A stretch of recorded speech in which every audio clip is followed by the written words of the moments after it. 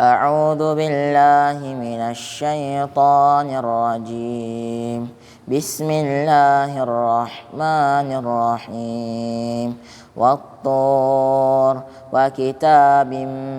مستور في رق منشور والبيت المعمور والسقف المرفوع والبحر المسجور إن عذاب ربك لواقع ما له من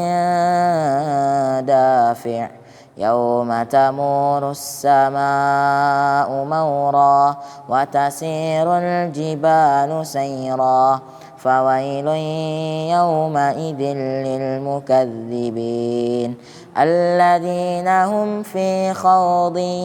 يلعبون يوم يدعون إلى نار جهنم دعا هذه النار التي كنتم بها تكذبون أفسحر هذا أم أنتم لا تبصرون اصلوها فاصبروا أو لا تصبروا سواء عليكم إنما تجزون ما كنتم تعملون إن المتقين في جنات ونعيم فاكهين بما آتاهم ربهم ووقاهم ربهم عذاب الجحيم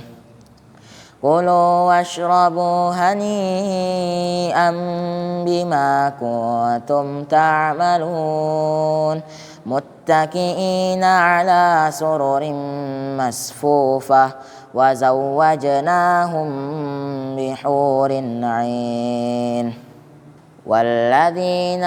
آمنوا واتبعتهم ذريتهم بإيمان ألحقنا بهم ذريتهم وما ألتناهم من عملهم من شيء كل امرئ بما كسب رهين وأمددناهم بفاكهة ولحم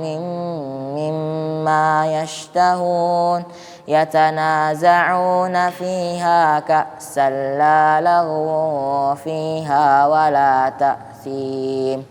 ويطوف عليهم غلمان لهم كأنهم لؤلؤ مكنون وأقبل بعضهم على بعض يتساءلون قالوا إنا كنا قبل في أهلنا مشفقين فمن الله علينا ووقانا عذاب السموم إنا كنا من قبل ندعوه إنه هو البر الرحيم فذكر فما